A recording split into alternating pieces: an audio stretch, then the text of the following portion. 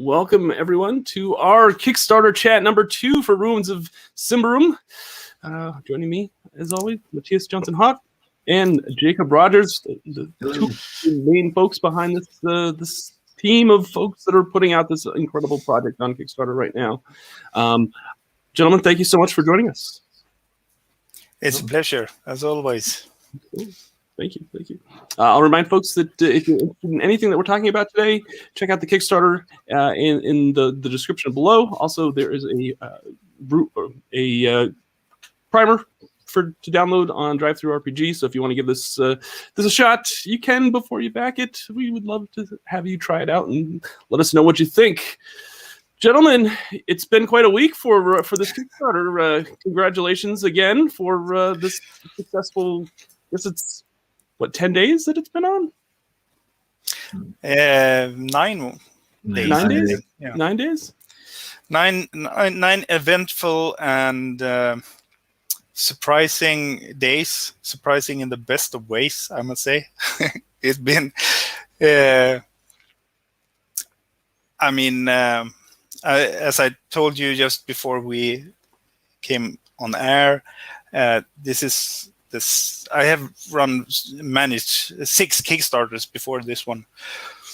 And this one is behaving very differently from the previous ones in a very, very good way.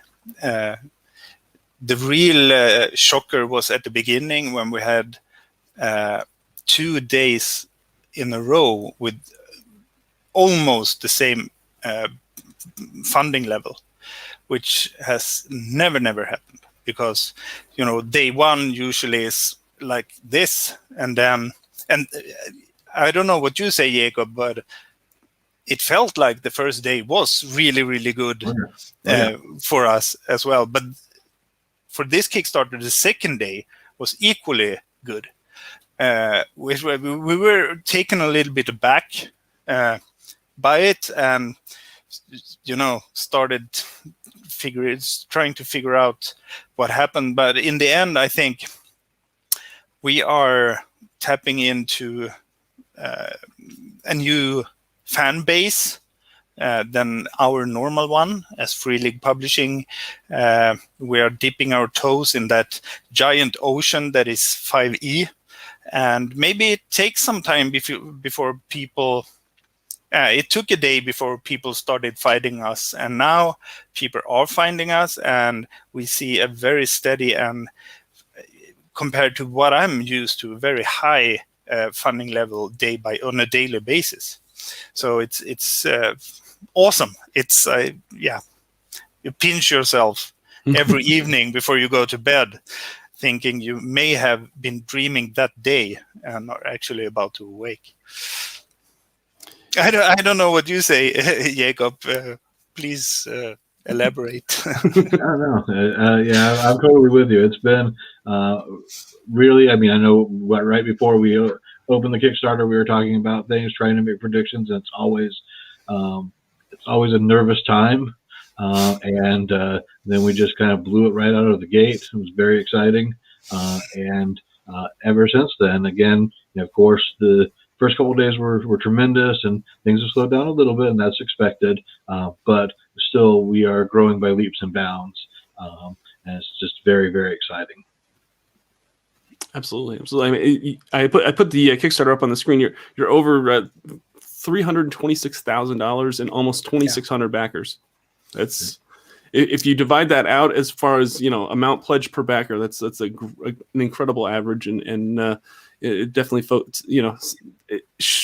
it is a great example as to what kind of faith folks have in Symbaroum as a 5e system, as a 5e game. Let's just, you want to talk a little bit about what the stretch goals that you've unlocked since the last time we were on? I think the last time you unlocked... I can't even remember. It feels like a year back. Either. They were just they were getting blown past so quickly. Let's just, I'm going to scroll down. Look, there's just so much more that you've unlocked. Of course, one of the big things is the virtual tabletop aspect of this campaign, and that's something that I don't think Free League has ever done with a Kickstarter. where they've tied in virtual tabletop with with the Kickstarter. Didn't we have that with Twilight? Oh, did you? I may be wrong, but I have some things tells me we did. Anyway, we are doing it now, and in just, I don't know, it's probably sometime tomorrow, we will be at a point where we have unlocked all 3 core books as virtual tabletop modules on Foundry, which is our go-to platform for virtual tabletops. You see, we are closing in on the virtual bestiary right now, and that is super cool. I am not very tech savvy at all, and I seldom use those kinds of platforms myself, so it's a little bit difficult for me to talk about it. I know that you, Jacob, is pretty much in the same situation. So maybe we can have some backer write something cool about it in the comment section, and we can narrate. But it's a big deal. It adds great value naturally to and I should point that out. These virtual tabletop modules are featured as rewards in all pledge levels, from the lowest in terms of funding to the highest. So all of these pledge levels now have, you get really good bang for the buck. Yeah, absolutely. I'm excited to see what, because I mean, you've got 23 stretch goals here, and you've still got what? How many more weeks? Two full weeks. Actually, in exactly 2 weeks, the 3 of us and Mattias Lilja will gather here, maybe with Anna as well, to do the countdown to the finish line, which is at 9 p.m. Central European summertime in exactly 2 weeks. Yeah. So we got a long ways to go, and usually the final week, or at least final 4 or 5 days, are when things really start to happen. So we have lots and lots of followers on this campaign. I have never in any of my Kickstarters previously been even close to this one. So I don't know. It feels like we have the wind at our backs, and it's blowing harder and harder. So just keep sailing. That's right. Let's take some viewer questions and see what see what folks have to say. We'll kind of keep that session pretty much a viewer Q&A, just for you both, and I'll try to bring in questions that I think are that folks are asking. Olaf A asks, "Hi, I won't be able to attend the chat, but I'd like to know if the adventures have been revised and rewritten, like the Promised Land has been in the Quick Start. Thank you." Yeah. So of course. We're going to have the opportunity to revisit all of the adventures in the process of converting them over to the 5e systems and expectations. So that is always another opportunity to look at the text and say, okay, is there a way that maybe we can explain this a little bit better, or whatnot? And we're not going to be changing any of the plots or anything like that. But if there's an opportunity to rephrase something and clear things up, then of course we'll take that opportunity. It sounds like you have already started reading them, Jacob, and found that our translation is a little bit lacking. Could it be so? Could it be so? This way, your English is not better than my Swedish, so that's true. Yeah. Cenobite asks, "I'm on the fence with this one, having bought in on a lot of the original Symbaroum material, and yet to play it yet. Is this mainly a rules conversion, or will there be new material?" The original Symbaroum project is always going to lead the way. Ruins of Symbaroum will provide everything you need to play the setting of Symbaroum in the 5e system, but we're not going to create any new material for 5e. We're always going to be taking inspiration from what's come before. Excellent. I think we just answered this question, but Eric Bull asks, has the main text been written from the ground up in the 5e version, or has it been lifted from the original English version? I sometimes find it hard to read direct translations in RPGs. Yeah. So, and this project is interesting because some of it is coming from the resource materials. Basically with the SRD, we have certain things that we can just repeat verbatim from the core rule books. Then we have some things that we're taking from Symbaroum because the setting's the same, and a lot of the rules inspirations are the same. And then there's a need to sometimes create new things or kind of fill in the gaps, and then that is new writing primarily by myself. And I am native English speaker writer, so if that's a concern, that's where we're at. Nice. No, and to be open about that as well. I mean, you are editing and reworking also the material that you will find in the original Symbaroum core books along the way, and not to beat myself too hard on the chest, because we are a big team and we have a lot of guys who have helped us over the years with editing and proofreading. But I think the setting texts are already in quite good shape, at least. Olaf has another question. Any new mechanics like travels or social challenges or adversaries' abilities, or are they only conversions from what is found in the original Symbaroum? Matthias, did you want to take this, or you want me to? No. I just applauding because I love to hear you talk about this, because you like shine when you do. I think you should take this because you have done a super job in. This is actually what the adaptation is all about. Right. Not only importing the rules into the setting, but actually reworking the rules to fit the setting. And exactly. Take it away, man. Well, no, I think you actually just said it perfectly, where we are taking inspiration from the original setting, and we are creating new rules as needed in the 5e space, or adapting rules from the original Symbaroum when that works best. So, yeah, I mean, there'll be complete support for every type of activity that would take place in the setting. Some of it is fairly new. Some of it is directly inspired by what's come before in Symbaroum. Let's see here. Oh, I hate it when the chat just pops up. Like, it goes all the way to the bottom and I have to scroll back up to get back to where I was. Let's see here. Artem asks, how about a Russian localization? We don't rule anything out. The good thing about Symbaroum, actually, one of the questions that were asked last time was why Symbaroum for the 5e conversion and not one of our other games. In this sense, and it's also true when it comes to localization, is that Symbaroum is actually an IP that we own, along with Forbidden Lands and Coriolis. And that means that we can do pretty much exactly what we want with Symbaroum, also handling the localizations. So we have no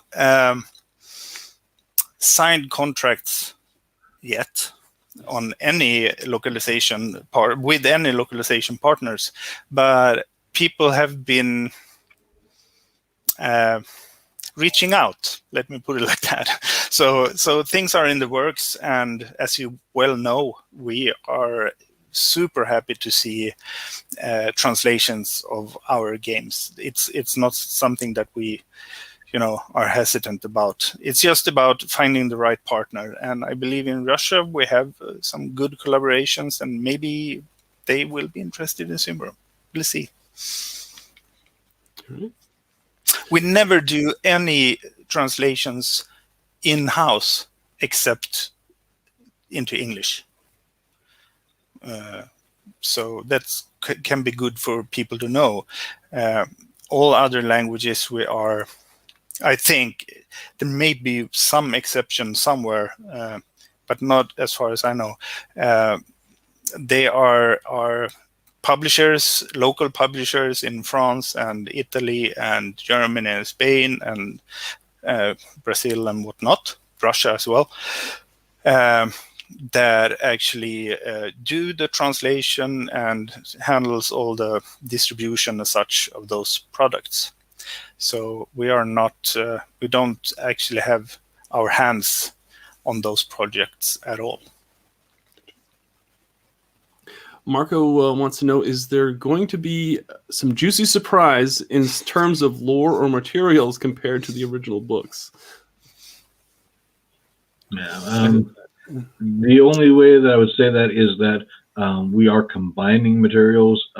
Obviously, in the original Symbaroum, things came out in a certain order, and that had a certain amount of peeks behind the curtain, series of reveals per se, compared to like the Advanced Player's Guide versus the core rule book and whatnot. Whereas we are kind of taking all the stuff that has been released and combining it together so that people can play Symbaroum and have a full understanding of the setting in terms of all the adventures that we're going to have in the campaign if we get there and whatnot. So there will be things that, compared to what you found out in the original core rulebook of Symbaroum, would be quote unquote a reveal. But there's not going to be any new lore unless Mattias manages to hide something somewhere, and then other than that, it'll be stuff that you've already seen in Symbaroum. Mattias, you have that look on your face, like you know something that you want to share. No. I was just happy with that answer because that's exactly how we see this. This is not a separate IP.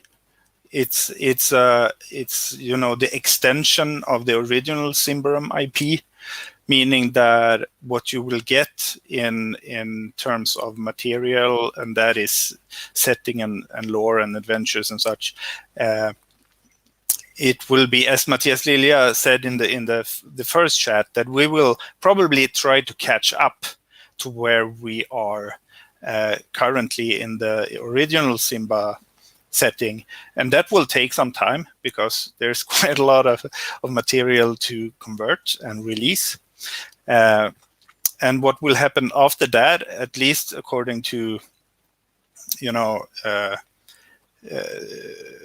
current plans, and I'm not seeing it go another way, is that we will design stuff for original Symba and then convert it into 5e or for 5e.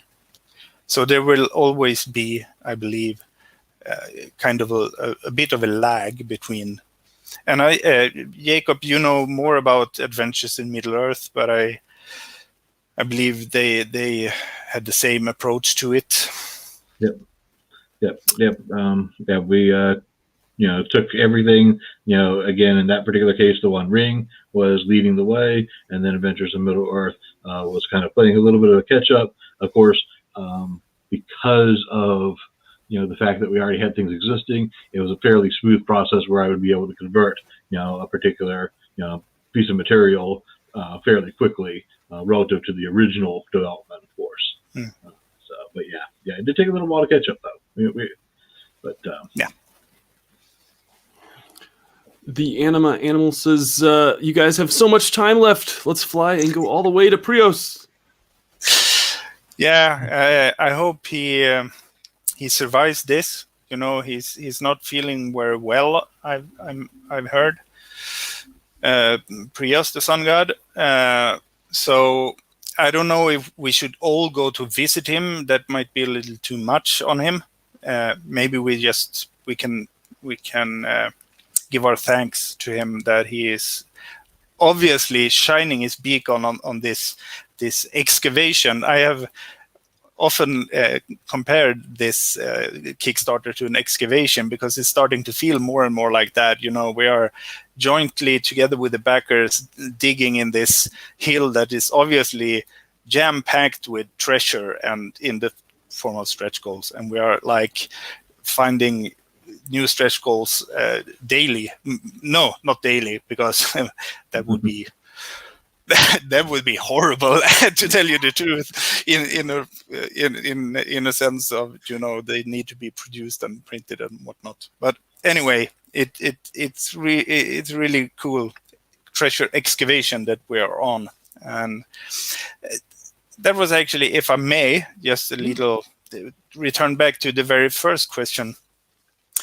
And this speaks probably more of me than anything else, but one thing that has been super gladdening during this Kickstarter is the feel and the tone in the back community of backers. We have always had that in the Symbaroum, or for the original game, in the Kickstarters and on our forums as well. But for some reason, I was expecting that we would see a little bit more, I guess basically a lot younger people, more younger people tagging along on this Kickstarter. And maybe there are younger people, but the tone is marvelous. I think it's every time you turn on the computer in the morning and go and check the discussions in the comments and in the updates and so on, it feels like all smiles. And that is not always the case on social media platforms, if you can call Kickstarter that in some sense nowadays. So it's been awesome in that sense too. I'm so super happy. I don't know what you're talking. Social media is always such a positive place, Mattias. I don't know what you're talking about. Is this one of the cases where I'm just being old again? That the old fart from Sweden that doesn't understand the kids of today? You can lump me in that category as well, my friend. Frederick has a really great question. This is a good question.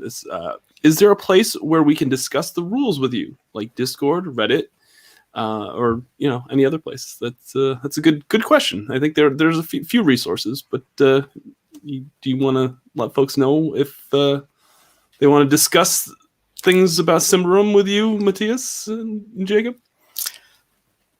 Mostly Jacob. Well, we do have a section of the Free League forum for Ruins of Symbaroum, and I do have kind of a developer's diary over there, and I try to check in, once a day, twice a day. Sometimes manage to get, a day goes by, I manage not to get over there, but do try to check in on things and answer people's questions there. As far as a Discord, I don't know. I know that there is a Davokar Explorer Discord, but it's relatively quiet. So I'm not sure if there's any other ones that I just don't know about. No, there is the Davokar Explorers League, but I don't know that they would be super welcoming, actually, with 5e discussions there. They may be. I don't know, but I think maybe when we get some traction on this, the best place to be, absolutely, is where Jacob mentioned the thread on our Free League forum. And if you download this tryout PDF, the trial balloon, you will find the link descriptions to the forum in there. And you are super welcome to raise questions both about the mechanic, and if you raise question about lore and stuff that Jacob wants to pass on, he will, and me or Mattias Lilja will show up and try to answer your questions. Kevin Greenlee asks, any chance of a stretch goal for the adventures on Foundry? Yeah, absolutely a chance, but I don't know. The more stuff we take on in terms of production, the longer it will be before we can provide stuff, and we have to be a little bit careful. You always, when offering stretch goals, have to be a little careful when it comes to not only some some companies have managed to almost go bankrupt because they offer too much in terms of value and production time and whatnot. In this case, we also want to make sure that you have the stuff in decent time, within a decent time frame. I mean, we are already talking February. It's 10 months away. So yeah, we will see. It's a very good idea, and we will take it with us. We will likely at the beginning of next week. I mean, much can happen during a Kickstarter campaign, so we shouldn't take anything for granted, but hopefully we will soon be able to reveal, or first we need to decide on the next set of stretch goals. And I can tell you something that people have been asking about a lot, and that I am looking into, and that will probably, I can say it already now, it will happen.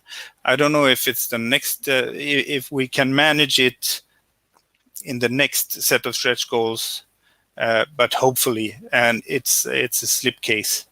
And yeah, for both the Warden of Davokar and the collector's pledge level.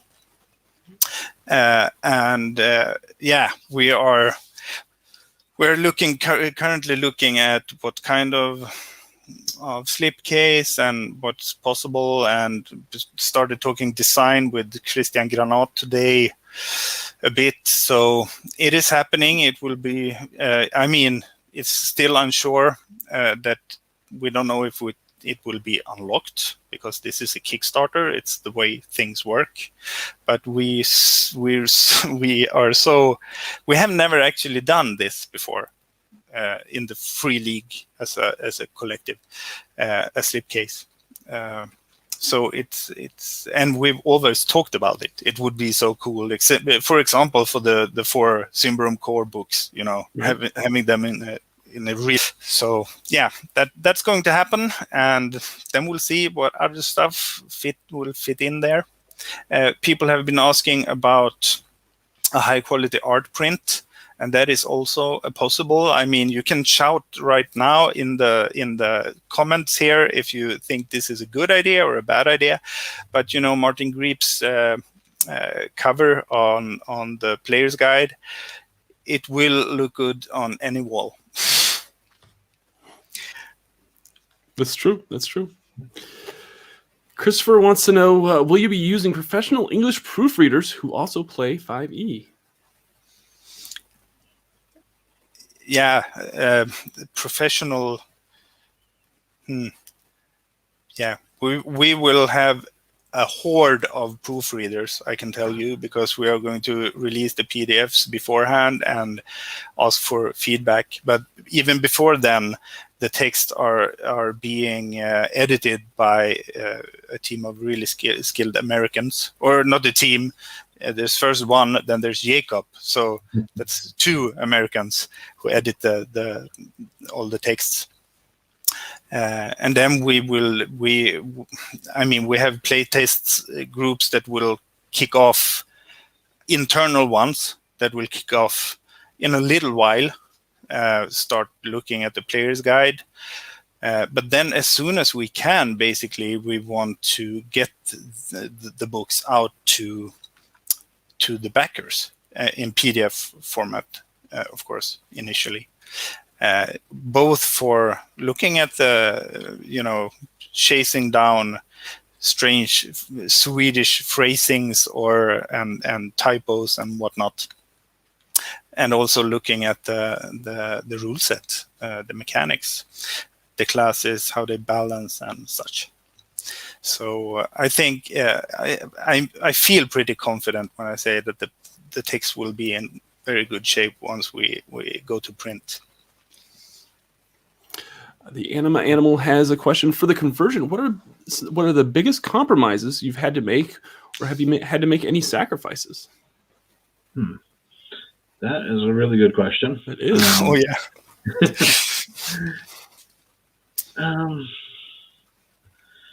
Phew.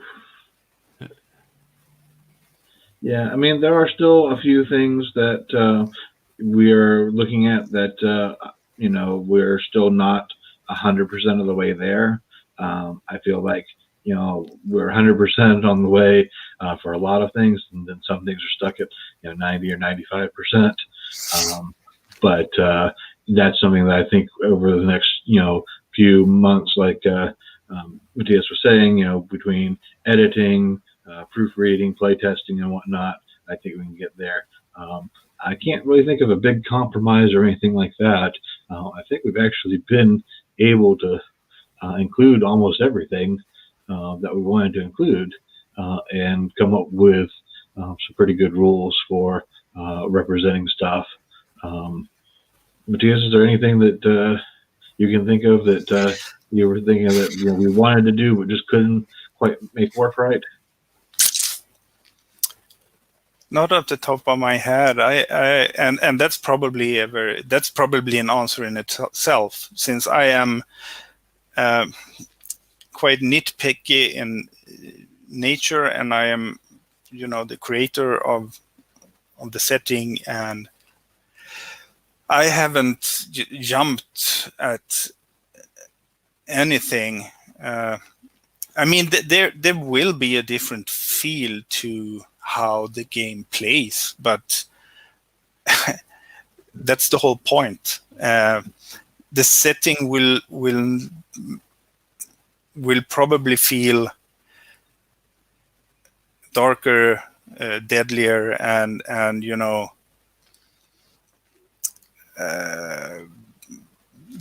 more grim than your normal 5e setting. But maybe someone coming from the original Symbaroum game will still feel that, one of the main ways to handle combat encounters in original Symbaroum is basically to first try to talk it out. If that doesn't work, turn and run.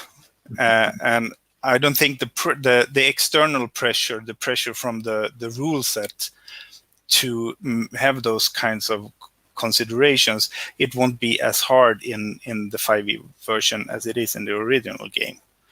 Correct me if I'm wrong. I think you're right. I mean, I think that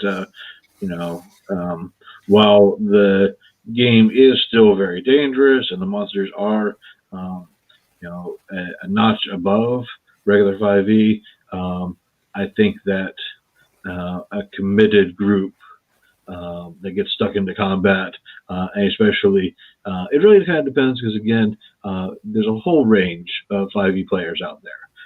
There are people who are very dedicated to the system, very dedicated to finding opportunities in the system, and very dedicated to thinking tactically. And those folks are going to, enjoy the combats and find themselves challenged, but won't always find themselves in a TPK situation. But new players, I think that talking and running can be a good idea, just like in the original system. So yeah, I think there'll be a little bit of range there, but yeah. I mean, it's an important point to make, the fact that it is a bit deadlier than your standard version of 5e. Doesn't have to do with the fact that we as designers love to see TPKs.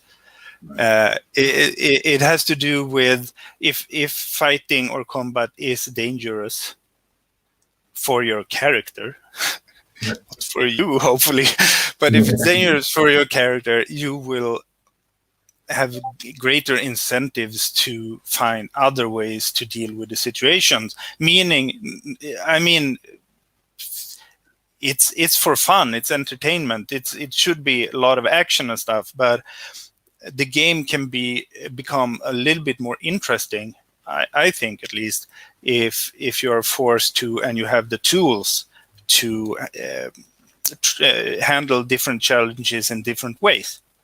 So, and you as characters, PCs can have your specialities, and you all get to shine in some part of the adventure where your speciality, your way of solving problems is really helpful and valuable.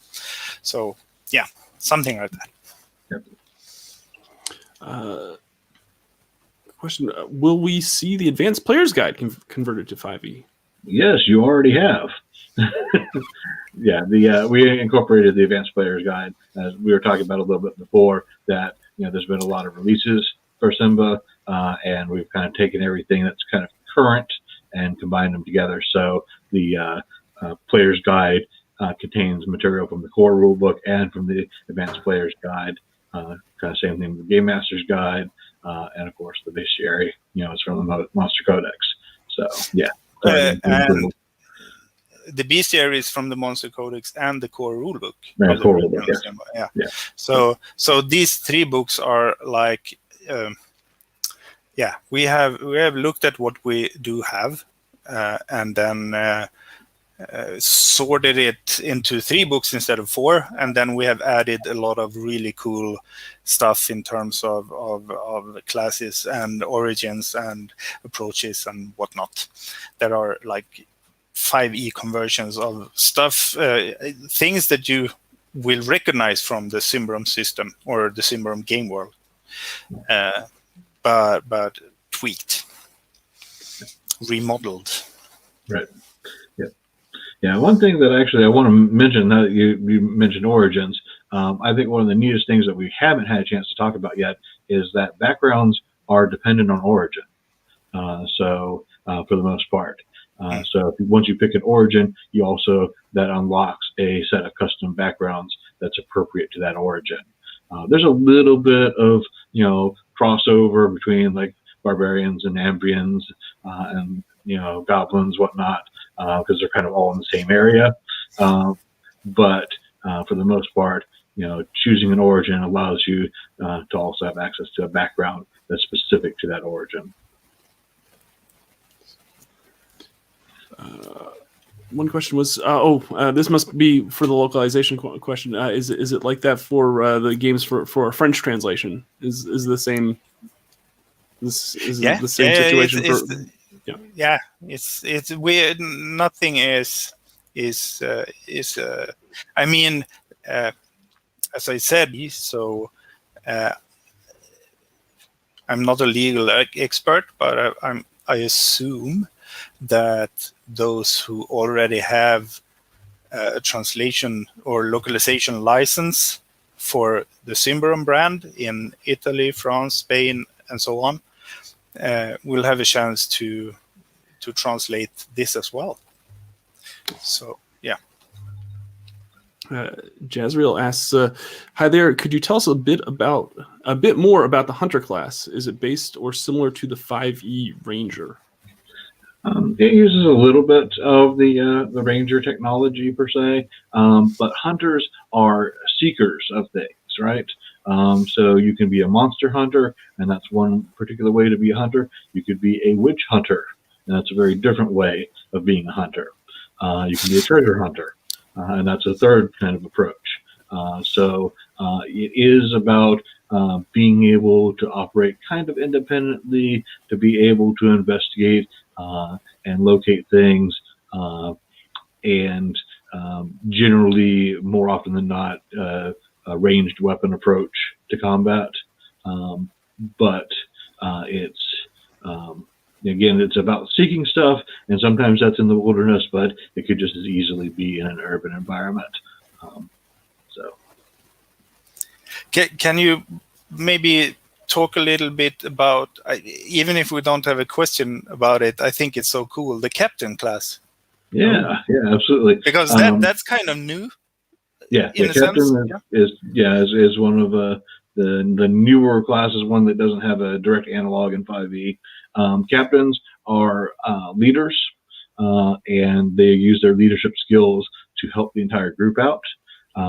So they can do things like move around people in the initiative order, so that if you need to have the Theurge go next, or you really, really need the Scoundrel to be able to go to take advantage of backstab or just to get out of the way of something, the captain can bid you to action and have you take your turn out of initiative order. They also do things like they can buff all of the players, give them additional bonuses and whatnot. And it's generally just about basically helping out the entire party. If you're familiar with the Warlord from 4E, it's one of those things that the fighter hits somebody with their sword, the Warlord hits somebody with the barbarian. And that's kind of the same thing for the captain, is that instead of doing direct action, sometimes you're allowing somebody else to act, and by that, take advantage of the situation.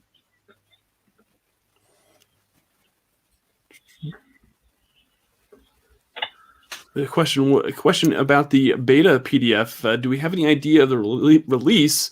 It says last quarter of 2021, but is it more the start or the last end of the quarter? More the start.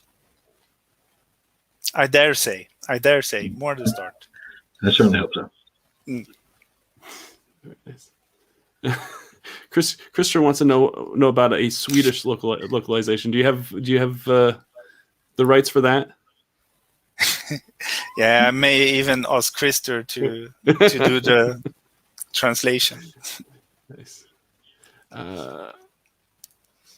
No, actually, maybe there are Swedes here that get confused by my answer now. I should clarify. Sure. We will not translate this into Swedish, at least according to current plan. Never know what happens. But I don't know if you guys can fathom this, but or of course you can. But 5e is super dominant as a game system in Sweden too, and they play using English books. So we hope that they can use our English books as well. Sure. Yeah, that makes sense. Frederick asks, I know they're not part of the stretch goals yet, but do you intend to convert the adventures Call of the Dark and Retribution eventually? My dear Frederick, they are already unlocked. Nice. No, Call of the Dark and Retribution. Oh, okay, sorry. I was thinking of two other, the ones in the booklet for the GM screen. Okay, so yes, very good question. That is actually one of my... Frederick, please say... I'm assuming that your question means that you really think we should convert them, that you really like them.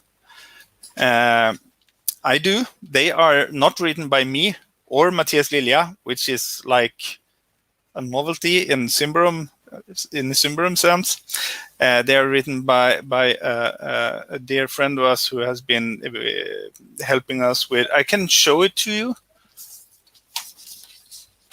I think I have it. Oh, here it is. With a beautiful Martin Greep cover as well. So this is Adventure Pack 4. And we will probably add them as well. What do you say, Jacob? Are you in the mood for converting more adventures? Absolutely. So that is, but I'm thinking, because we are now, I hope that you who are watching this have all seen that we have this hardcover add-on of the 6 previously unlocked PDF adventures. That will actually be a book that is, if I dare guess, I say it's about 240, maybe a little bit more pages. So it would be difficult to add this one because it's 112 already.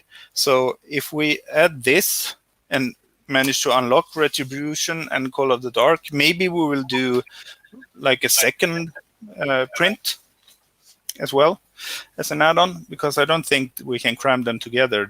That book would be, going to the gym, just reading it, lifting it off the shelf. Yeah. So, yeah. Did we get any answer on if he really want them? Yeah. Anyway, it feels logical to us that in this, the base pledge includes the 3 core books as rewards, and it feels reasonable that we should provide stuff to play as stretch goals. So we have, as you have noticed, we have a quite strong emphasis on adventures in the stretch goals, which and also adventure or play aids as the game master screen and the player maps as well. So the focus is you have the base pledge, which is the core books, and then you have the stretch goals, which will amount to quite a nice collection of adventures to actually play with the core books you have gotten. So maybe we will see Adventure Pack 4 as well. That would be awesome. That would be very cool. People are saying really great things about the Free League forum. So if you're not familiar with that, you just go to freeleaguepublishing.com, and there's an awesome forum for all sorts of feedback on Free League games. So if you're interested in providing feedback on Ruins of Symbaroum, make sure to check that out. Daniel wants to know, could we see a Year Zero system treatment, even if it's just a conversion guide? Hate to ask this while you guys are working on a 5e version. Well, we are open to discussing most things, and we chat about that as well sometimes. We don't have any such plans right now, and I guess one reasonable way of looking at it is that if we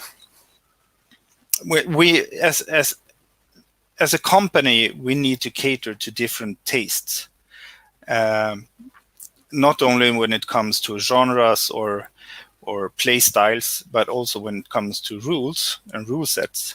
And we feel that we have Forbidden Lands as a Tier 0 fantasy game, more old school oriented, and then we have Symbaroum with a separate rule set. We will soon be publishing the One Ring with yet another rule set. So, a conversion guide is a really nice idea. But let's talk about that maybe in another forum when the focus isn't 5e. Sure. Let's see. A comment about the secret dungeon behind Jacob. It's gone. It's gone. Disappeared. It's turned invisible. It's already looted. Emptied. Patty has a question. Will the books have any tips for bringing in player characters to the world of Symbaroum from other settings? Or is it intended to have them make new characters? Yeah, the origins and the classes that we've created are designed to fit the setting of Symbaroum. That's not to say that if you were determined that you couldn't bring in a core class or whatnot, if you felt that was a better way to represent the particular kind of character you wanted to play, but you would almost certainly want to add on the things that we've added in terms of like corruption threshold and using the rest system from Ruins of Symbaroum. But it's recommended to make new characters with an origin in Symbaroum. But it's the other. We have talked a bit about the opposite, namely, right. People importing, for instance, the captain class into their own 5e game. And that is, I immediately started to thinking in terms of lore how we would explain someone appearing from another 5e universe in the Symbaroum setting, and of course it's possible. You have in this setting at least quite clear evidence of and lots of history and stories and legends that talk about there being other universes or worlds out there somewhere. But yeah, I don't think we will provide any kind of support for it specifically. John Haynes asks, after the Kickstarter, will the Foundry modules be sold separately, or will you get them free when you buy the book? That's one of the cool things with Foundry. This may be true for some other platforms as well, but not for all of them that I know, is that we have the possibility to make book VTC module bundles.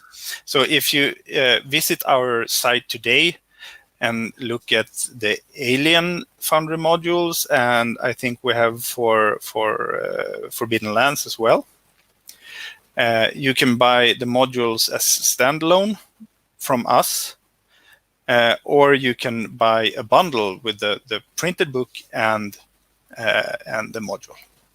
So I hope that answers the question.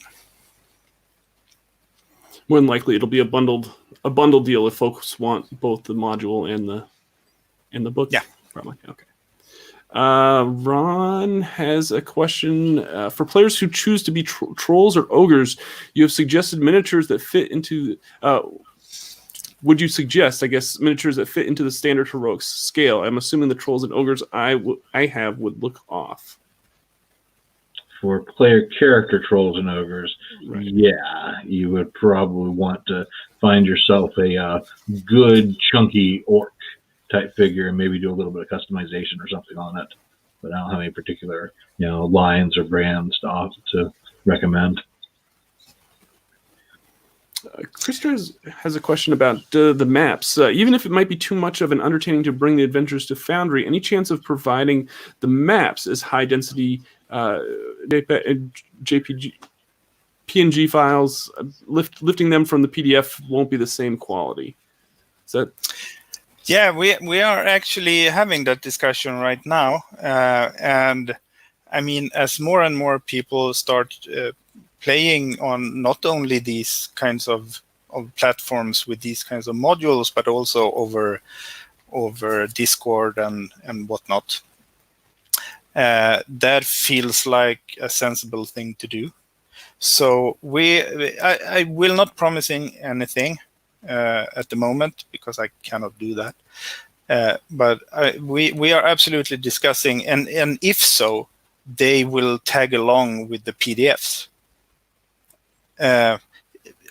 When you buy physical books from us, you get a complimentary PDF. And in that PDF product, you can find several files, separate files.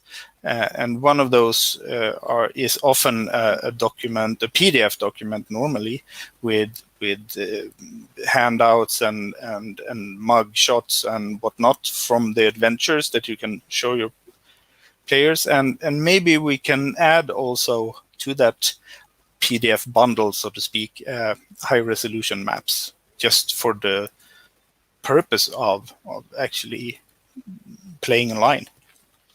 That would be really cool. Sort of digital battle maps, right? Yeah. Yeah. Battle maps is cool, by the way. Yeah, that's really cool. That is a big thing in 5e, right? Yep, absolutely. Yeah, it is, absolutely. No one has asked for that as a stretch goal. I honestly just came to think about it. Now that you mention, now that you say it out loud, Mattias, I don't know, to get flooded with requests now. No, but I mean, if people should reach out to us here or on the Kickstarter, Yeah. and give us suggestions. I mean, we are old enough to make the decision in the end, and we won't be offended if you make decisions that we have a hard time living up to. But we are super excited to know what you are interested in. I don't even know how the battle map, maybe forget it. But no, I have. No, you put it out there, Mattias. investigate. Yeah, I have to investigate. Can't take it back now. Anthony says, how many classes and subclasses do you intend to release? Can we play a varied party without needing to take any classes or subclasses from existing official 5e books? I would say so. I think we've unlocked all the approaches. Yep. So we have 9 origins and 5 classes and 32 total approaches. So that's anywhere from 3 or 4 approaches to some of the classes to a large number of approaches, especially for the Mystic and the Warrior class. So yeah, there's lots of variety. You can definitely play in a party and have no 2 characters be anything alike in terms of origin or class or whatnot. So yeah, you can see a listing of all origins with backgrounds, and then classes with approaches, which is like, correct me if I'm wrong, but it's like our version of subclasses, basically, the approaches. Yeah. So, and you can see a listing on the Kickstarter page if you scroll down a little bit under the player's guide. Frederick asks, do you have an estimate for the number of pages for each book? Yeah. Sorry. Okay. We have an estimate, but as we haven't seen the text in layout yet, it will not be the exact same form, graphic design, as the original Symbaroum books. So it's a little bit difficult to estimate, but we are looking at the 3 books. I think it's safe to say that the player's guide is 200 pages plus. The bestiary, absolutely 200 pages plus. The Game Master's Guide with all the new additions and the stuff we bring in from the original core book, it wouldn't surprise me if that is also 200 pages plus. Jacob, what do you think? Let me look at the original estimate and see what we thought it was, and then, like I said, there's definitely going to be a little bit of expansion. And if I was 200, more over 200, over 200, right? Yeah. And that is, I mean, if I don't want to overreach and say it's going to be 250 pages and then we land at 240 and people get angry. But if I had to guess, I would guess somewhere around 250 pages for the bestiary and what's its face? The player's guide. Yeah. So they will be, those are big heavy books. tomes. Yeah. Real books. HD asks, what is on the horizon post 5e conversion for the Symbaroum line? Do you even have anything else planned that for Symbaroum post 5e? Is it just going to be putting out more books and getting the 5e caught up to where the Symbaroum line is? No. I don't know if I understand the question. Is it please be a little bit more specific if you can. Who was it? HD pretty much said that. Because this can be 2 questions. Sure. If it's about the Symbaroum game line at large, which it looks like, then we are currently I am currently doing post-production for Alberetor the Haunted Waste, which is the 5th episode in the Chronicle of the Throne of Thorns. The big, kind of enemy within or murder or terror on the Orient Express, or most of Nyarla thought that the big campaign of Symbaroum. And after that, we have the 6th and final episode that should come out hopefully next year. At least that's what I'll be working on during next year. We'll see when it comes out. And then we had that discussion, of course, what it will happen after that, but we are not ready to announce anything, what will happen with the game line. If we interpret the question as what will happen with the 5e version, the conversion, going forth, I think it's safe to say that we will try our best to catch up, but do it sensibly. I mean, we have to first see how the interest is and what the reactions will be before we make any final decisions on what to do. But my dream, my hope, and it looks very possible right now, is that we will see a full conversion of the Throne of Thorns as well for 5e. And that...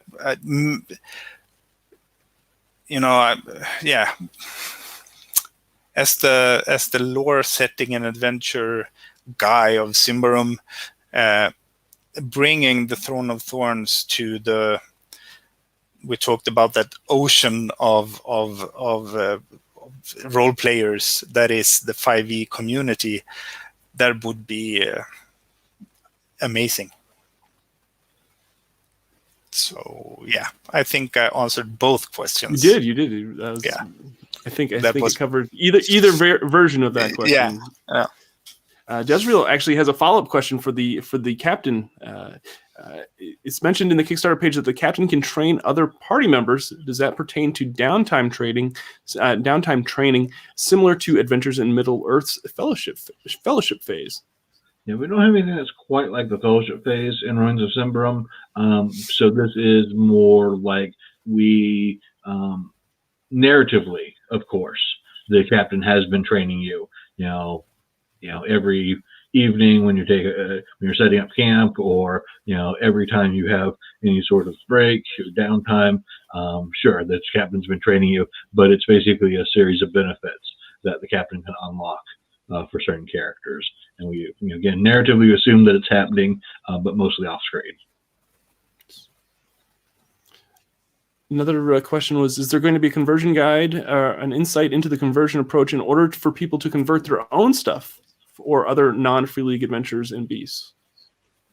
Right. Yeah, we've definitely looked at a conversion guide for those folks who already have Symbaroum setting material and want to import it into the 5e setting, and of course that could include your own material as well. It's going to be a series of advice. There's not going to be a tremendous amount of hard numbers in it. I don't think it's going to be more of a process of where are the characters at, and what is the challenge level and what is the intention of the adventure.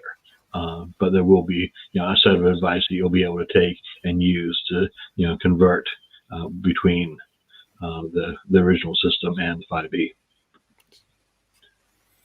Anthony wants to know if there's going to be new Martin Grip artwork for Ruins of Symbaroum. The covers, you have seen one of them. The current artwork on the Bestiary and the Game Master's Guide, and also on the Adventure Compendium, are placeholder images. It's old Martin Grip works. So I will force him to make new art for these books and the other books that will come in the game line. Also, there will be a few, I would say, new pieces of art inside, because there are actually some, especially approaches, that we really don't have artwork for today. So one example is the Berserker, where Martin will need to do a little bit of work. And then, if I know Martin correctly, I should, after knowing him for 30 years, he will probably want to polish, go through the collected mass of images in our drop boxes, and just smooth things over here and there, and maybe make a few adjustments. That's what I usually do when we reprint things. So Daniel wants to know, will there be high quality battle maps for this Kickstarter? I'm finally getting caught up in the chat. I figured I'd throw it out there. You put it out. If you tell us that you want them as a stretch goal, and then you hit the stretch goal, then yeah, maybe. Yeah. That is so true, Jacob. That is so super true. If you tell us that you want them, and if we then introduce them, and if they are unlocked, there will be. Marco wants to know, are high-level spells, 6th and 9th, will be treated as ceremonies or stay the same as 5e? Can you speak a little bit about them? Okay. I'll take that question two different ways. One, ceremonies do exist in the 5e version. They can be completely terrifying. Higher level spells, however, generally work within the regular corruption system. Of course, obviously, they're going to generate a lot of corruption. And we have carefully cultivated the high level spells that are available. So that's that. Question about, do you know if you intend to release the last GM guide in the 5e version, or do you plan to include it as a stretch goal? Mattias, do you know of a way to interpret this question?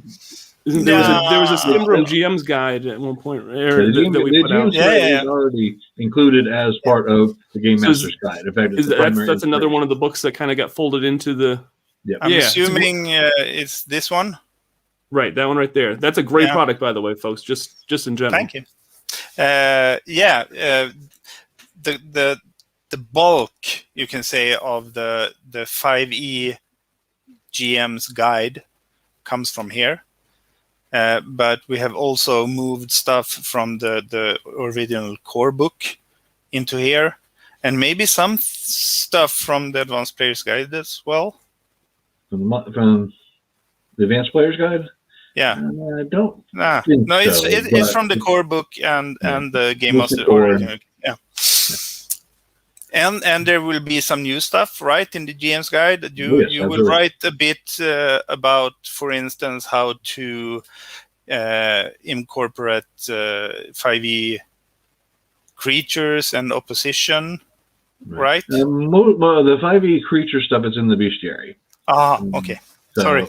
But yeah, there are some additional material, absolutely, about how to make use of the creatures in terms of like how to challenge the players and whatnot. That's in the GM's guide.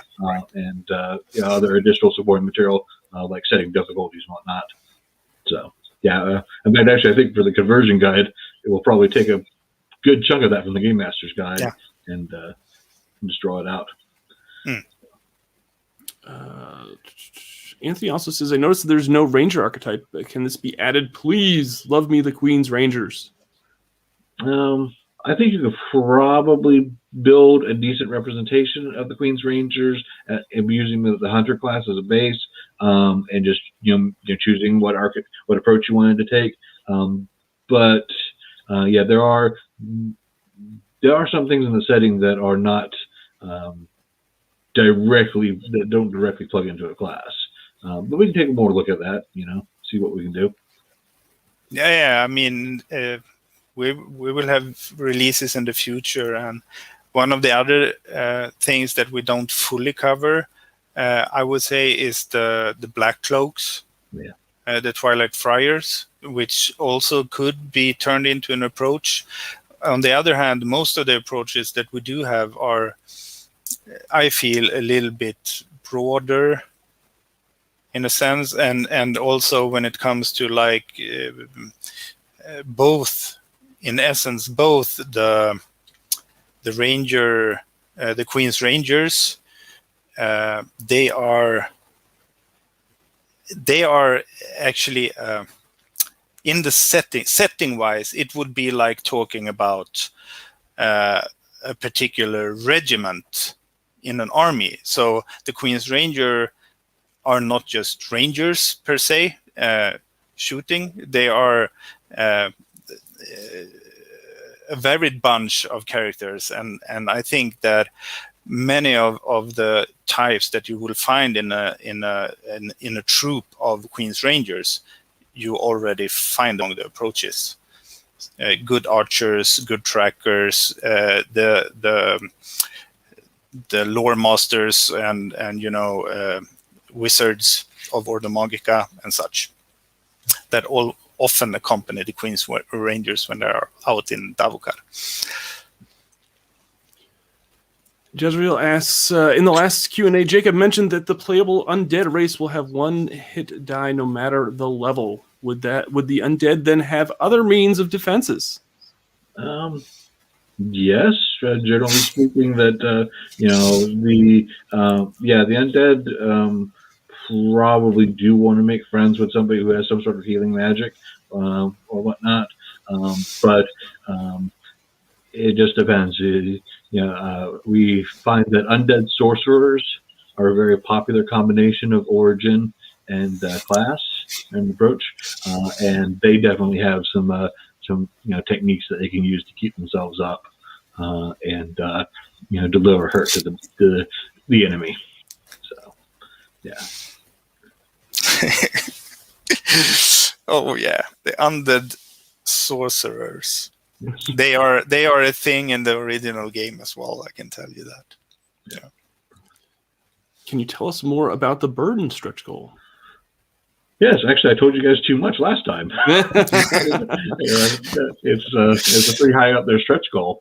Burdens are very interesting. Like we talked about a little bit last time, they actually come with an entire +2 to an ability score. So they're kind of like getting a feat and an ability score enhancement at the same time. But of course, obviously, a burden is something that's negative. But as you play it out, you can tie it in to gaining inspiration and generally driving role playing. It's something that comes with a benefit and a downside, but you can kind of use that downside to earn yourself inspiration or whatnot. Yeah, and they are obviously, as I understand it, there are no true equivalent to it in 5e raw. Right. And maybe that's for a reason. Maybe people don't want this, but we love it. So we will force you to at least check it out because it is not only for the players and their portrayal of their characters. It's also very good for the GM to use in situations where you feel like the characters are starting to fall asleep. You can always target those burdens, that arch enemy or that addiction or that whatever it is, and make something interesting happen, and just keep the players on their toes. And obviously you can always develop these burdens into a series of adventures, even where you try to get rid of that burden or treat it somehow. Yeah, so we are super happy about them. We think they work perfectly in Symbaroum, and we hope they will be appreciated in the 5e universe as well. We'll take one final question, and then we'll kind of wrap things up. I told you both that it would probably be about an hour or a little under, and we've gone a little over. So I apologize. Yeah, no problem. I hope I'm not keeping anybody from anything. But Anthony says, not yet. All right. Anthony asks, what level would you recommend playing up to in Symbaroum? when you get too powerful for the when do you get too powerful for the world? High level D&D play is generally pretty messy and broken. It's a good question. Yeah, we are aiming to give you an opportunity to play all the way 1 through 20. Especially if we can get the campaign converted over. And so, yes, obviously, high-level play is going to be different from low-level play. Your concerns are going to be greater. Your challenges are going to be greater. But we think we have some good answers for you on what you're going to be dealing with. I would say that, a lot of games, again, research tells us that, lots of campaigns tend to go from about 1 to 10, 1 to 12, just because that's when, folks start to itch to do something different or whatnot. So that might be, with the adventure book add-on, that might be something that you'll do. But if we go for the full campaign, then you will face very, very stiff challenges. You might get all the way. You never know. Excellent. Well, I want to thank you both for giving your time today. And I'll remind folks that if you've watched all this way and you haven't already, please hit that subscribe button and that little bell notification that'll let you know every single time we do sessions like this. And when we upload new content onto the channel, we're really trying to use YouTube as a way to connect with everyone that loves everything that we do here at Free League. And hopefully we'll be able to get back to conventions here at some point soon. But in the meantime, this has been a really good opportunity, a good way to connect with everyone. Mattias, Jacob, thank you so much. Thank you. If folks are still on the fence about this project, what would you tell them, Mattias, if they're still on the fence after watching this over hour and 15-minute video? Perfect chance to do my little plug. Sure. Yesterday, Matt and his team of merry actual role players on the Free League Twitch channel did a 2-hour actual play video of a couple of scenes from the Promised Land, the ruins of Symbaroum. So if you're on the fence and you want to see, meaning that you want to see this game in action, see some of the new mechanics in action, then you can find the link in the latest Kickstarter update, and maybe we can add it to this video as well. It was just uploaded a couple of hours ago on YouTube. So Jacob may have 1 or 2 things to say about their use of the corruption mechanic, but in general, they seem to have very much fun. Yes. I can tell you. Excellent. Well, I want to thank everyone for joining us today. If you enjoyed this video, please hit the like button down below. And if you're interested in anything that we've talked about today, please check out the Kickstarter and the link in the description of this video. And gentlemen, we'll have you back on with a few other guests here the last hour of the Kickstarter to do the Kickstarter countdown. And hopefully by then we'll see a whole new stretch of stretch goals unlocked. Yeah. And those books will be like 400 or 500 pages long now. Exactly. That's the main concern right now. It's a good one to have. Absolutely. Thank you, everyone, for all the support that you've given us for everything that we do and for the Kickstarters and all the projects that we create. It's greatly appreciated. So that's going to do it for this session. Thank you so much. We'll see you next time. Bye now. Bye.